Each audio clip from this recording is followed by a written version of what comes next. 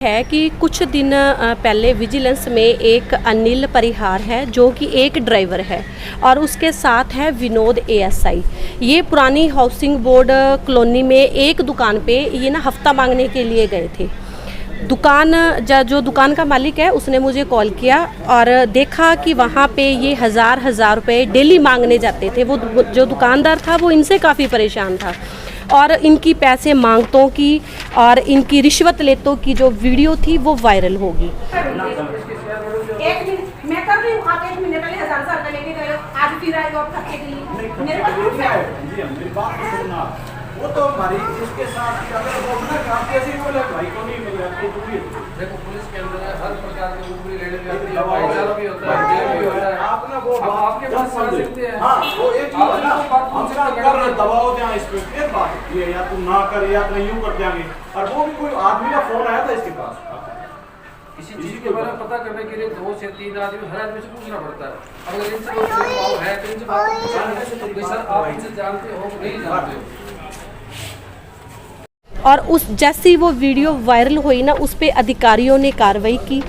जब उस वीडियो पे अधिकारियों ने कार्रवाई की सर, तो इन्होंने क्या बोला, ये 24 अप्रैल को मेरे घर आते हैं अनिल और विनोद और आके ये बोलते हैं कि आप हमें एक एफिडेविट दे दो कि जो वीडियो बनी है, जो आपने हमारी पैसे लेतों की वीडियो बनाई है, उसमें आप ये हमें लिख के दे दो कि वो वीडियो मेरी नहीं है।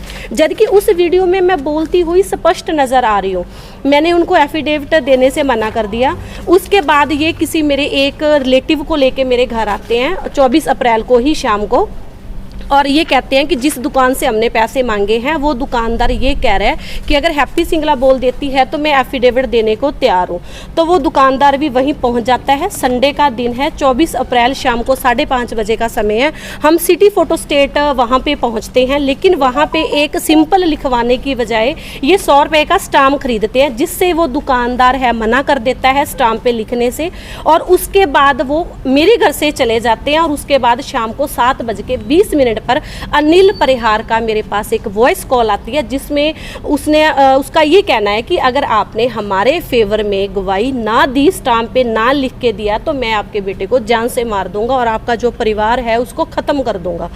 अगले नेक्स्ट डे मैंने इसकी कंप्लेन आईजी साहब को की, ईमेल की, मैंने अनिल विज को ईमेल की, एसपी साहब को ईमेल की और मैं खुद भी मिली एसपी साहब से। तो एसपी साहब का इस विषय पे ये कहना था कि अगर आपके पास आइंदा से कोई कॉल आती है या रिकॉर्डिंग आती है तो आप हमें देना, इनके खिलाफ कार्रवाई होगी।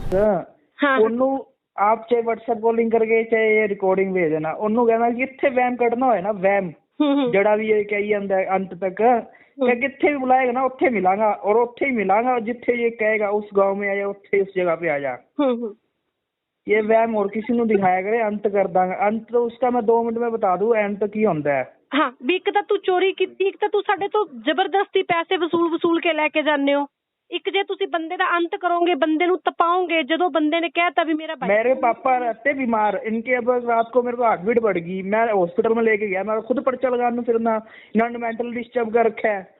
मैं तो कंप्लेन लगाती, मैं तो रात को मेरे 10,000 रुपये लग गए। मनदीप गर्ग के पास ले गया, 2500 तो मेरी फीस लगी रात की आन की, उसकी 2-3 हजार रुपये ऐसे लग गया। ECG कितनी, इको कितनी, उन्होंने 10,000 रात को मेरा खर्चा बैठ गया। मैं तो खुद जाके एप्लीकेशन लगाने फिरना है ना खिलाफ, क्योंकि मेंटल डिस्टर्ब करके इन्होंने खर्चा लिता है हमारे से, खर्चा ना लिता। 3-4 दिन मामला बिल्कुल शांत रहा। अब क्या होता है, ये मंडे को मेरा एक जानकार है सन्नी, जो कि ख्यो वाली से है, जिसके साथ मेरा 15 से 20 हज़ार का लेन देन आज से 1.5 साल पहले था, जिसका मेरे पास पूरा गूगल पे का पूरा प्रूफ है और वो 15,000 रुपये वापस भी हो चुके हैं, इसका भी प्रूफ है। और एक ना उसकी एवरेज में मेरा एक चेक था, जो मेरा अकाउंट बंद हो चुका है अब, तो उस अकाउंट का चेक उन्होंने सन्नी से लेके अनिल ने अपने नाम से बैंक पे लगा के 5 लाख का उसको बाउंस कर दिया। जब मेरा चेक बाउंस हुआ तो मेरे पास मोबाइल पे मैसेज आता है, जिसके एवज में मैं सन्नी को फ़ोन करती हूँ कि सन्नी मेरा इस नंबर का चेक कहाँ पे है। तो पहले तो सन्नी मुझे वॉइस कॉल पे ये बोलता है कि चेक मिल जाएगा, लेकिन आप हमसे अकेले में मिलो। उसके बाद 2 घंटे के बाद मैं सिटी थाना जाती हूँ कंप्लेन के लिए, तो मेरे साथ दिलीप जी जाते हैं। तब हमारी सन्नी के साथ बात होती है, तो सन्नी ये कहता है कि मैं एक मीटिंग में बिजी हूँ, आप हमसे कल मिलना। उसके बाद हम लगातार अपने चेक की खोज में हैं कि उन्होंने वो चेक कौन से बैंक में लगाया है। तो शाम को तकरीबन 8:30-9 बजे के दौरान हमारी बात दोबारा सन्नी से होती है, जिसकी recording. Hello hello hello Sunny ji, block क्यों कर दिया? मेरे चेक का बताओ, मेरा चेक कहाँ है? कौन सा?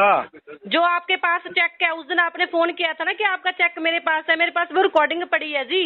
आप क्या मेरे पास चेक दो। रिकॉर्डिंग? अनिल के पास। आपको जानते हैं क्यों फोन कर रहे हैं मेरे पास आप? क्यों कर? आपने मेरा चेक अनिल को क्यों दिया? जब मैंने आपकी पेमेंट दे दी, आपने मेरा चेक अनिल को क्यों दिया? कब दे दिया पेमेंट में आपने? क्यों? पेमेंट आपको ऑनलाइन पेमेंट आई है, ऑनलाइन पेमेंट गई है जी। ऑनलाइन का प्रूफ है, गूगल पे अभी हुआ, 5 लाख ऑनलाइन है। रिकॉर्ड है।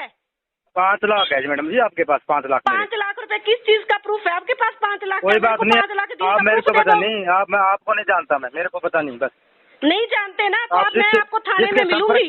बस मेरे को नहीं, बस मिल लो आप, कहीं मिलना है वहाँ। ब्लैक मेलिंग का मैं बता दूंगी। जिसके सारे प्रूफ हम मैं एसपी साहब को जमा करवा चुकी हूँ। उसमें उसका ये कहना है कि मैं आपको नहीं जानता। जो पेमेंट थी वो 5 लाख की थी और चेक मेरे से अनिल ले गया। तो इसमें सोनू जी 2 सवाल खड़े होते हैं कि अगर सन्नी मेरे को नहीं जानता तो सन्नी ने मुझे 5 लाख रुपए क्यों दिए? सन्नी ने मुझे 5 लाख रुपए कहाँ दिए? अगर सन्नी ने मुझे वो बाय कैश में दिए हैं तो किसी एविडेंस के सामने दिए होंगे। वो सन्नी मुझे जगह बताई कि वो 5 लाख रुपए उसने मुझे कौन सी जगह पे दिए थे। अब दूसरा, अगर उसने गूगल पे किया था तो उसके पास रिकॉर्ड होगा कि उसने मेरे कौन से नंबर पे गूगल पे किए थे। और इसके अलावा अगर उसने मुझे बैंक में ट्रांसफ़र किए थे तो बैंक का डाटा भी उसके पास होना चाहिए। जबकि 15 दिन पहले सन्नी का मेरे पास खुद फ़ोन आया है कि आपका चेक मेरे पास, मैं आपको दे के जाऊँगा। जब मैंने अनिल और विनोद के खिलाफ मैंने कंप्लेन की कि ये जगह जगह जाके रिश्वतें मांगते हैं, लोगों की लड़कियों को छेड़ते हैं, ये हफ्ता वसूली करते हैं, उसकी मैं विटनेस बनने को तैयार हूँ। तो उसके मेरे पे ऊपर प्रेशर, दबाव डालने के लिए इन्होंने मेरा चेक है वो बाउंस करवाया। अब एसपी साहब से मिली हो तो? आज एसपी साहब से मिली हूँ, उन्होंने जांच को अच्छी तरीके से रखा है। और इसके अलावा एक पुलिस मुलाजिम, देखो वो विजिलेंस में है और जहाँ भी वो हफ्ता मांगने के लिए जाता है वो ये कहता है कि वो नारकोटिक में है, वो सही स्टाफ में है। तो पहले तो मुझे ये पता करना है कि ये जो अनिल परिहार है ये कौन से डिपार्टमेंट में है? सही स्टाफ में है या ये नारकोटिक में है या ये विजिलेंस में है? दूसरी बात, ये मेरे ऑफिस में आते हैं, ऑफिस में आए थे। मेरे ऑफिस में आने के बाद इन्हों के खुद के मुंह से एक शेखी इन्होंने मारी थी कि उन्होंने विजय क्या बोलते हैं, सही स्टाफ के अंदर इन्होंने बहुत सी मोटरसाइकिलें चोरी करके बेची थी। तो मुझे ये जो समझ में नहीं आ रहा है कि ये अधिकारी कहाँ के हैं, कहाँ पे हैं। और ये देखो, ये गौर से देखो, इनके जो फर्जी वाड़े के ये फर्जी साइन है। ये 2 तरह के साइन है, ये 2 तरीके के साइन है। और इसमें ना हम आपको एक दिखाएंगे कि सिरसा से हिसार 3 किलोमीटर है या 300 किलोमीटर है। लोकल गाड़ी चलती है इनकी 3 किलोमीटर, एवरेज दिखाते हैं ये 300 किलोमीटर की। और उसके बावत जब SHO साहब उस पर साइन कर देते हैं तो इनके जो इनकी कटिंग है वो चेंज हो जाती है। ये सिरसा लोकल लिखा हुआ है, इसको काट के इशार कर दिया गया। ये 3 लीटर तेल है, ये 33 किलोमीटर था, इसको 231 बना दिया गया। ये लोकल पहले था 33 किलोमीटर, 3 लीटर तेल था।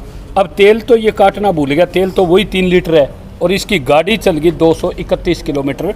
ये इशार पहले लोकल था, अब इशार को कर दिया है। ऐसी ये जो इनकी RTI से खुलासा किया है, इसमें 50 जगह ऐसी हरकतें कर रखी हैं जो 100 किलोमीटर सेम जगह, वही सेम जगह जाएंगे। पहले 260 है, दूसरे दिन वही सेम जगह लिखेंगे और 360 लिखेंगे। इसमें जो एग्रीमेंट किया था ना, उस एग्रीमेंट में इसका भाई है चचेरा भाई है, वो बोल रहा है कि मुझे चिट्टे के केस में अनिल ने फंसा दिया, इसलिए कि आप इसमें गवाही दें। उसने मना कर दिया था गवाही देने से। उसके 2 तरह के साइन है, उसने कहा है कि ये साइन मेरे नहीं है। अभी जो एग्रीमेंट पर दिखाया गया दूसरा, तो उस ये एक तो ये है, एक दूसरा है। तो इसने राजेश नामक व्यक्ति जो चाडेवाल से है, उसकी ये देनी थी आज, वो किसी और काम की वजह इसके से लग गई। अलावा और भी गांव है, लुदेसर गांव है, वहाँ के जो लड़के हैं वो भी इन्होंने इसी तरीके से खराब कर रखे हैं। तो आज मेरा मतलब बालाराम पर मीडिया से 376 का केस जी, मंगवाया। मीडिया से मिलने का आज मेरा यही है कि अगर ऐसे केसों में फंसाया जाता है कि आप गवाही ना दें, आपका चेक लगा दिया जाएगा, और पूरे सिरसा में आज के समय पे मेरा किसी के साथ कोई लेन देन नहीं है कि मैंने किसी से इतनी पेमेंट ले रखी है या कोई मेरा चेक बाउंस हो रहा है। तो ये जो मेरी छवि को बदनाम करने की और दबाव डालने की कोशिश है, अगर इस पे मुझे इंसाफ नहीं मिलता है तो मैं माननीय एसपी साहब, आईजी साहब और यहाँ की अनिल विज जी से भी यही कहना चाहती हूँ कि अगर इस मामले में इंसाफ नहीं हुआ, अनिल को इस मामले में सज़ा नहीं मिली, तो मेरे पास लास्ट ऑप्शन सुसाइड है। अब फैसला प्रशासन के हाथ में है कि उन्होंने अनिल को बचाना है या मेरे साथ इंसाफ करना है। धन्यवाद।